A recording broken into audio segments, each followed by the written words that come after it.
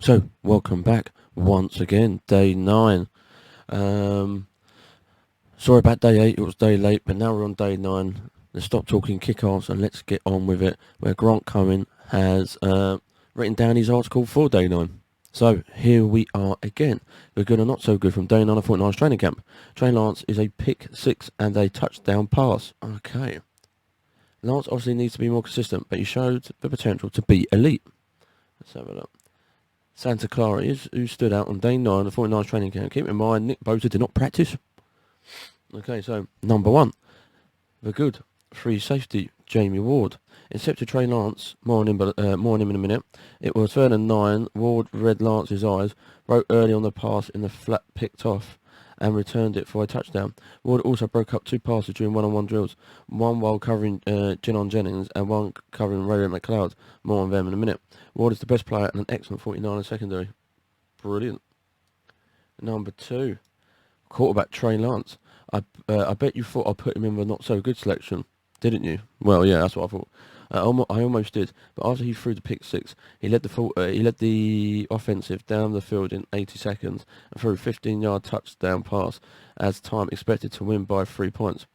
He stepped up in the pocket, bought time by rolling left, stopped spot Ray McLeod, opened in the end zone and fired a beautiful touchdown pass across the field. Lance was clutch and he redeemed himself. On the final drive, Lance was near perfect. First he hit George Kittle for 17 yards. Then Lance threw a pass in the flat to Hasty, which he dropped.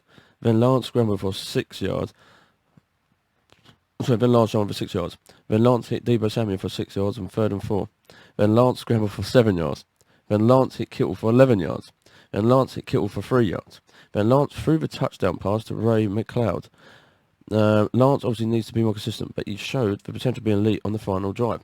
He finished practice on 11 for 19 with 2 drops. Not bad at all. Defensive tackle, Javon Kinlaw. Took 1 rep during one-on-one pass rushes. His first rep in 2 years, and he won. He bet Aaron Banks with a ball rush. Kinlaw almost practiced consistently during 11-on-11s for the first time this offseason. All good signs. Number 4, guard Aaron Banks. He mostly lost in one-on-one drills because he doesn't anchor well in pass protection and gets pushed back, but his run blocking is another story. Today during the 11-on-11s, Banks knocked Kinlaw to the ground and opened a huge hole for Eli Mitchell, who burst through, and it gained 30 yards. Banks is the biggest player on the team, and it shows during run plays. Number 5, wide receiver Deebo Samuel. Beat Travis Moore to make a 20-yard catch. Almost beat Ward to make a 6-yard catch on 3rd and 4. More on Ward in a minute. 6, tight end George Kittle made 3 catches on the final drive of practice, but put the offensive in his back. Kittle has had a quiet camp, but when the offense was down by 4 points with 1 minute 20 left, Lance went to Kittle repeatedly. He also beat Ward deep, but Lance overthrew what should have been a long touchdown pass. 7, cornerback Emmanuel Mosley shut down a deep pass intended for Deebo Samuel and then broke up a short pass intended for Brandon Ayuk. Mosley is an elite competitor every day of the camp.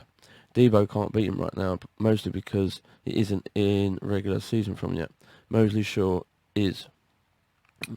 God, Spencer Burford beat Kevin Givens and Kerry Hyder during one-on-ones. Burford is terrific in that pass protection drill. Where we go?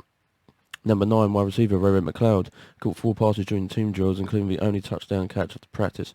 Just on camp, McLeod should be the number 3 receiver, not Jenon Jennings. Number 10, offensive tackle Jordan Mills signed with the 49ers this morning, then won all of his reps during one-on-ones. Granted, he's a veteran going against first stringers. Still, he looked better than Justin Skull. More on him in a minute. 11, running back Ty Davis-Price carried the ball 4 times with the first string offensive and gained 20 yards. That's 5 yards per carry against an elite defense. Davis-Price always finishes runs voluntary by slamming into the player trying to stop him. Defensive players don't like this, so they hit him hard every time he touches the ball. Davis Price doesn't seem to mind.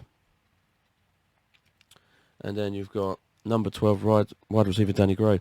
Caught a long touchdown pass during the one-on-ones, beating K-Day Holloman. Also should have caught a long touchdown pass during 11-on-11s after beating Tark Cristo Fields, but Brooke Prudy overthrew the pass. So Gary had two excellent moments, but Prudy yelled at him during a different play because Gary stopped his route when he should have kept running to the sideline. Prudy was rolling out and wanted to throw to Gary, but Gary stopped, so Prudy threw away the ball. Learning moment. Here we go. The not so good cornerback. Travis Ward didn't complete. Was targeted 5 times and gave up 4 catches. Got beaten once by Keenshin Johnson, twice by Junior Jennings. Jennings dropped 1, and once by Debo Samuel. Ward is too good to play this poorly. To be fair, training camp is a grind, and it's different to give 100% effort on day 9. Still, Ward is a highly played leader on his team and needs to hold himself to a higher standard. Number 2, cornerback Ambry Thomas. Almost broke up a pass, but gave up 2 catches instead. Number 3, wide receiver, Junon Jennings, caught a pass from Lance for the first time since Saturday. Also dropped a pass from Lance, which Jennings seems to do once a day. Also slipped during a route with route which led to an incomplete pass. Jennings must be a gamer because he's not good in practice. Number 4, offensive tackle, Justin Skull. Lost most of the reps during the one-on-one pass rush drills. He seems inferior to Colt McKivitz and Jordan Mills, who also plays offensive tackle. Not sure Skull will make the team. Well, so bit of a bookie start, a bookie day. Other than that, do I seem confident?